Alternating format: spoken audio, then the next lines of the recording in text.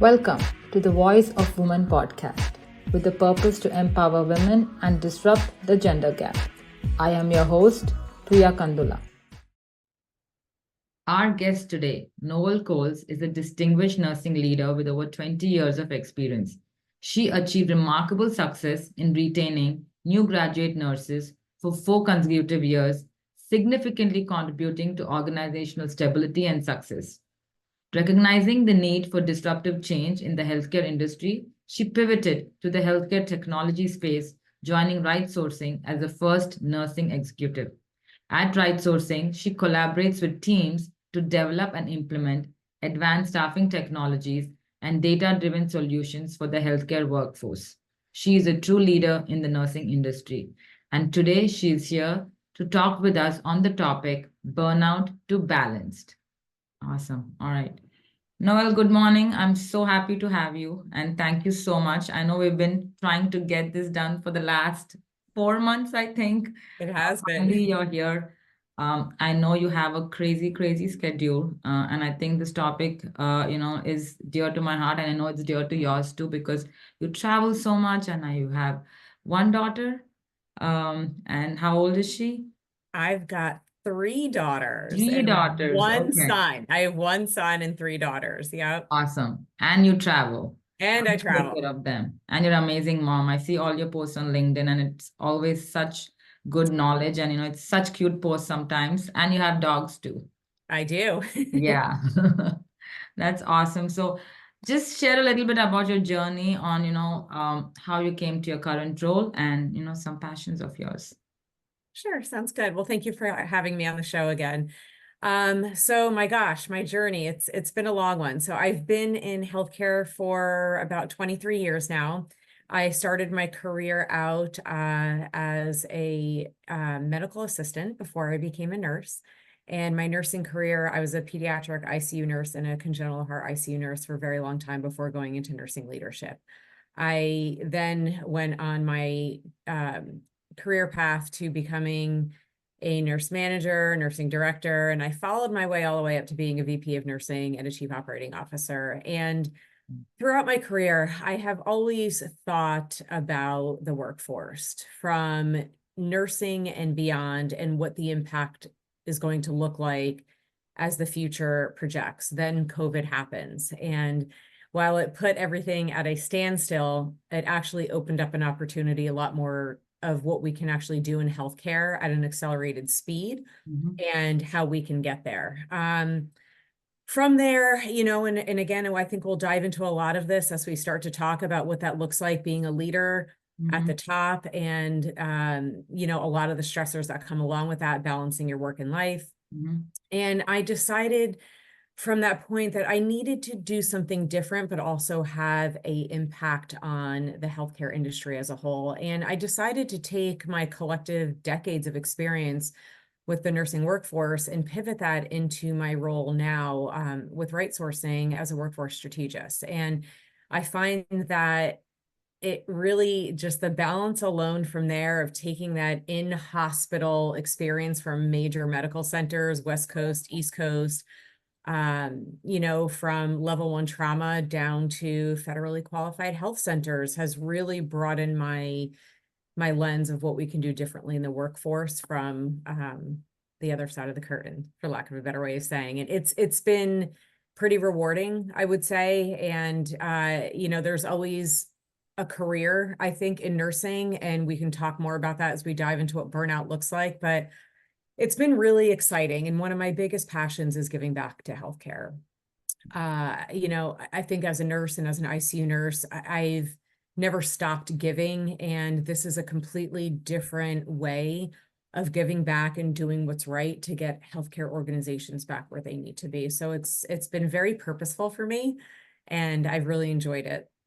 No, I love that.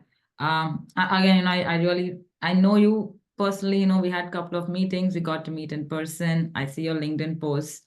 They're so heartwarming. I know you're all heart, and I know what you do. There should be some passion behind it. Otherwise, it's very difficult to keep going and not getting burnt out, right? Things that you do. So yes. Do you think that, there is something called work-life balance? Do you think, it's achievable, and do you think it even exists? You got 8 hours for this question? So, I've always talked about work-life balance. I'm drawing a blank on his name right now, but there is a CHRO in New York City who really talked about work-life integration. And I'm sorry, my mind is blanking. I will definitely get back to you on who that is, but Okay. I was very intrigued, and he caught me in a moment when he talked about what work-life integration looks like. Because oftentimes we become harder on ourselves when we try to balance work and life. And when I think about my work life, in my former role, when I served as a CNO, there really is no balance because your job is 24/7. And whether that's holidays, nights, weekends, you're in a position where you have to respond. And when you have a family, and I've got four, they're still young, but young children, teenage down to 9 years old, it's about being present in those moments. So do I think that work-life balance and integration is possible? Yes, I do. Because if you don't find a way to be true to yourself and have that, you will ultimately pay the price. And those that have gone through that burnout and have had those issues like myself will know exactly what that looks like. And unfortunately, you don't realize it until you hit rock bottom. So being able to integrate that when your work week looks like 60 hours and you're missing some sports games and some gatherings with your kids, it's the moment that you have with them that you have to be intentional, be purposeful, and be present. So like we tell our kids, put the phone down. Right. 30 minutes to them or to us is hours for them, no matter how old they are. Give it to them. So I understand it's always, quality over quantity. Yes. And I love that you said work-life integration and not work-life balance. So I've read that and learned that before too, where, some days you have to work, like you said, right? Like more than half a day. And then some days, you can take half a day off and actually spend time with your kids. It's not like it's 8 hours work and then 8 hours with the kids. So I don't think there's no right or wrong formula. I think it's about finding, what works for us. So Exactly. that. You also mentioned that, obviously you went through a journey and then you kind of figured out what your formula is. And then you said you kind of hit rock bottom. So do you want to share a little bit about your experience? Are you okay Yeah. sharing that? Yeah, no, I would love to, because I think the more we amplify that voice of what that looks like, it allows nursing leaders to feel okay. And I've said since COVID, it's okay to not be okay. And for many years, we've not accepted that as an answer, especially as a woman.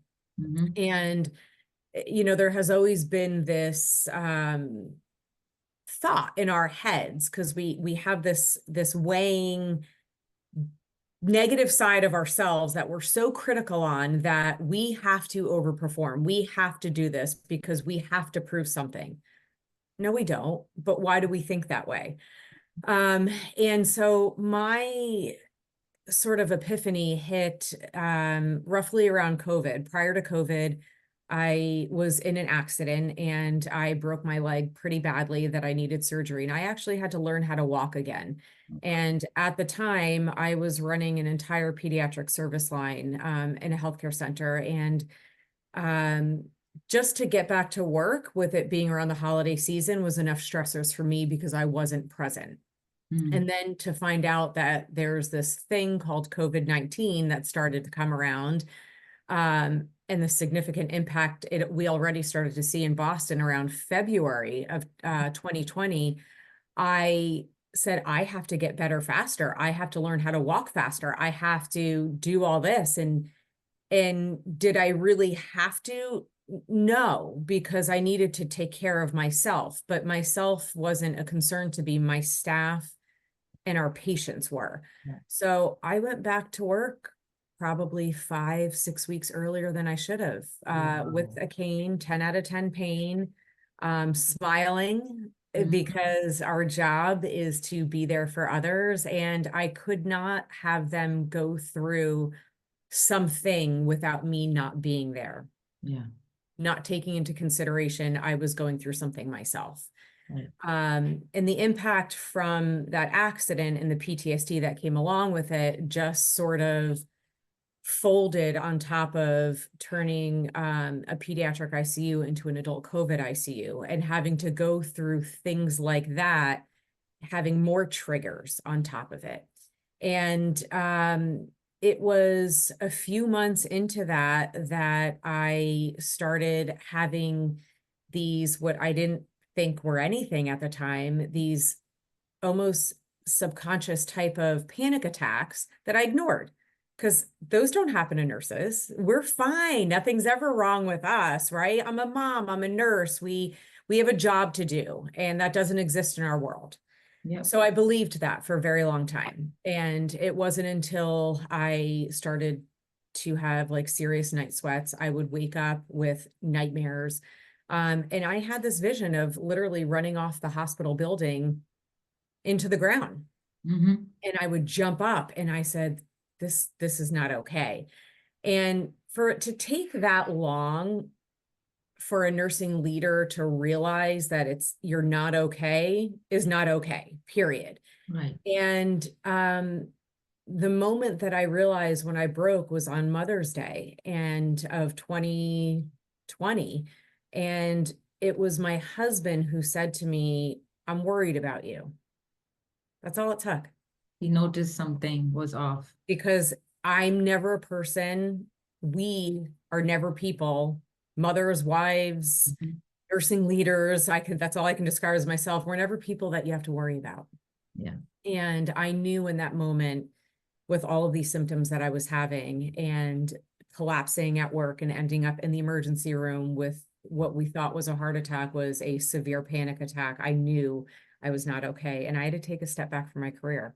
Wow. So I think we're in a really good place now that we can avoid situations like that from happening, but it's so important to remember and take in those subtle signs with yourself. Don't get to that point where you hit rock bottom before getting to a point where you can take care of yourself. Well, thank you so much for sharing that. And Yeah. again, true leader, right? I mean, you went through that and then you came back and you're sharing your story. So thank you so much for that. On that note, I really want to ask, why do you think we women have that I must do it all mindset, right? Like, why don't we stop? Why don't we ask for help? Like, what do you think goes on inside our head? Oh my God. If I had the cure for that, I would be rich and famous. Yes. I think over time, there is always this, I almost want to say like this genetic predisposition in women versus men. You go back to the cave eras, right? A man's job was to go out and hunt and bring home food, and a woman's job is to do everything else. Yeah. And I feel that has been ingrained and embedded into the culture of women, because it doesn't matter where you are in the world. That's the same feeling that a woman has Yeah. anywhere in the country, regardless of what culture you're from. And will that ever change? Probably not. Honestly, I think that there's a reason for it, and women are warriors. We are fighters, and we give birth. We have children. Mm-hmm. There's a lot to that, and I think that it goes back to your question of balance. Mm-hmm. There's got to be a way that we can balance out, knowing that we are strong, we are here to do a job, and we can do it, but we can do it at the same speed, level, and fight as any other gender that's out there. Right. No, That's tough. I mean, you imparted so much knowledge, but just answering that question, I think really it goes back to the cavemen, how, we are just predisposed, just genetically, to just be caretakers, right? And it just comes naturally to us. But I know you also said that, we have subtle signs that, along the way, which, we start to ignore.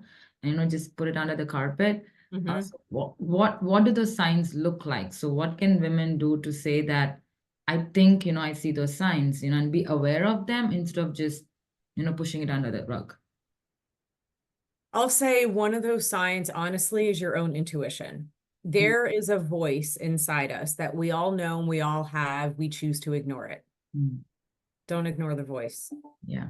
Be brave and look it dead in the eye, because that's the voice that's always telling you to keep going when you know in here in your heart that you should stop. Mm. And no one else is going to define that or know that better than you, because women are really good at faking anything. We can put on a smile, we can get through whatever it may be.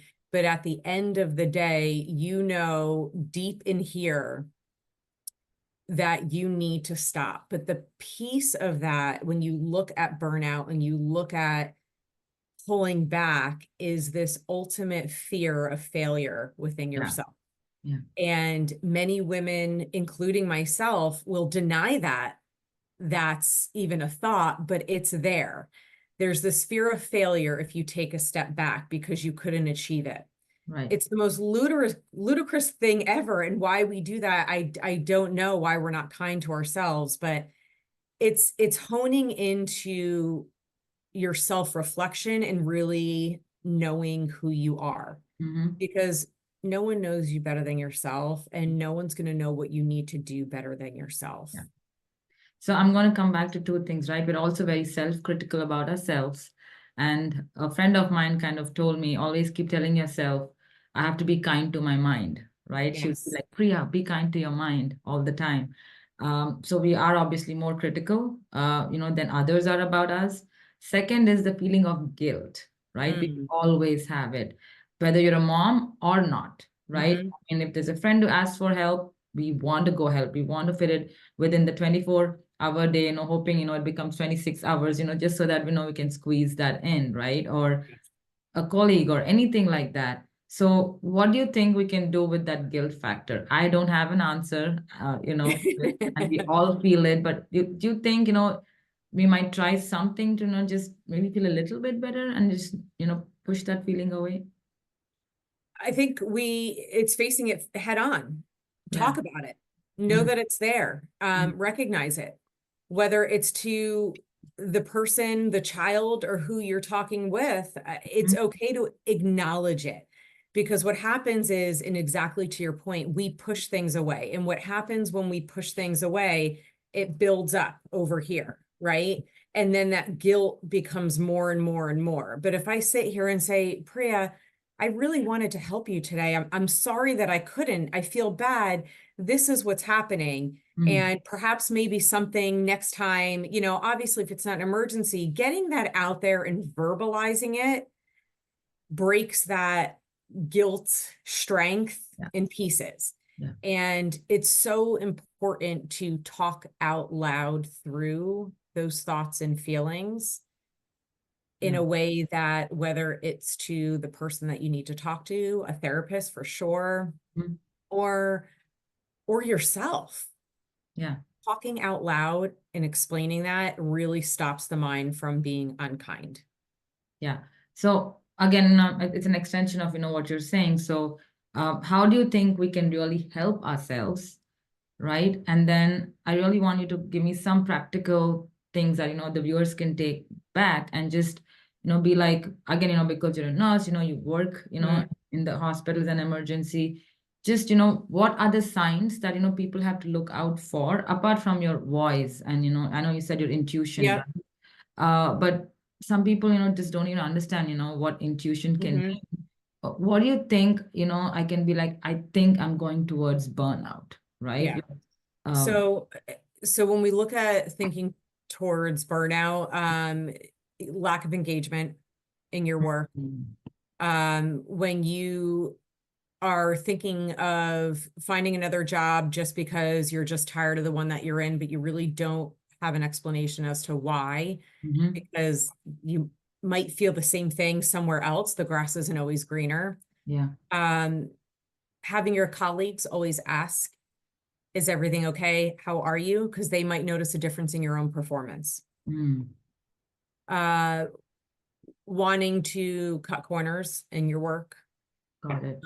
Find yourself not really engaged in meetings anymore. I think engagement's a huge one. Yeah, yeah.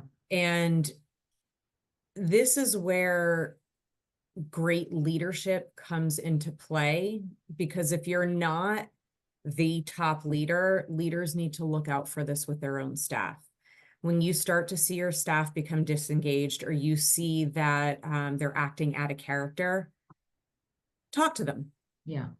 Yeah. Because oftentimes there is something going on within them, and it may not necessarily be the job, but if you address them as a human, as a person, not only are you stopping them from having these thoughts, you might get them the help that they need, and you've also retained an employee at the same time. Right. Yeah. Sleeping in, not wanting to wake up. Sleep is a big one. Yeah. Those are huge. Finding yourself eating at your desk all the time now. If you used to go out and eat with friends at lunch is another one. I love that.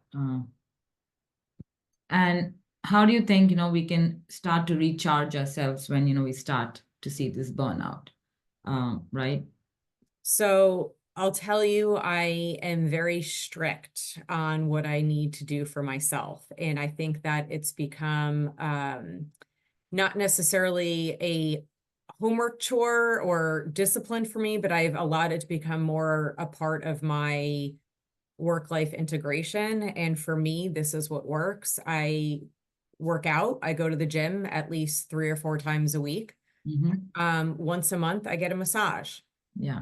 And I'm a part of a wellness program at a spa. And, it's interesting because what men will do to relieve burnout, like my husband's like, oh, I go into the spa again. I go, you have no idea what you're saying. And I have to remind him, the burden that we carry as women sits in your health, your arms, your shoulders, your neck, your muscles. Yeah. And for me, that's an hour, sometimes a 90-minute reset that I need. Step out for lunch. Yeah.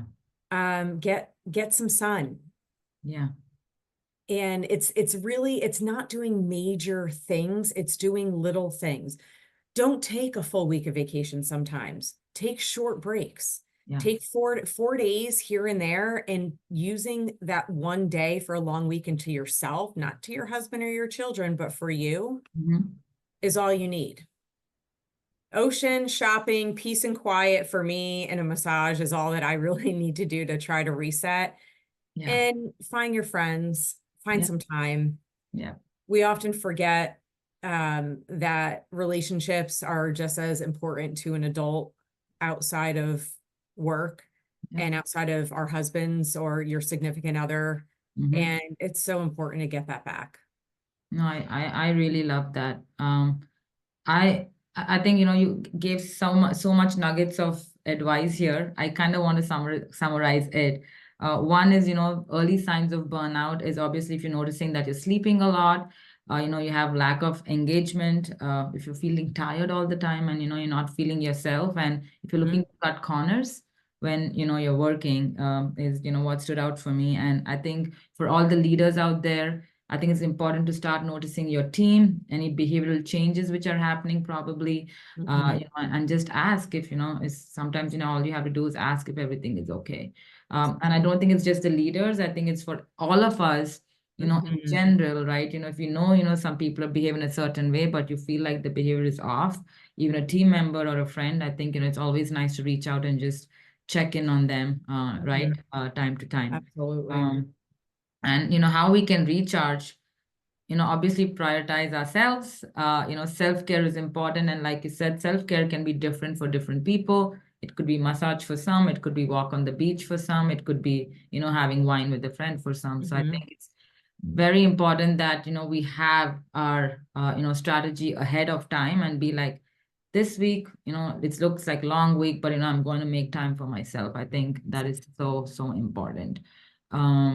And I loved another thing which you said about trauma, Noel, like I think trauma also stays in our body, not just, mentally and emotionally. So I think, like you said, those massages and things like that, are so important. Yes, exactly. Yeah. And it's one of those things too. It's like the oxygen on the plane. Until you gotta put it on yourself before somebody else. You can't take care of others until you yourself are whole and at 100%. Yep.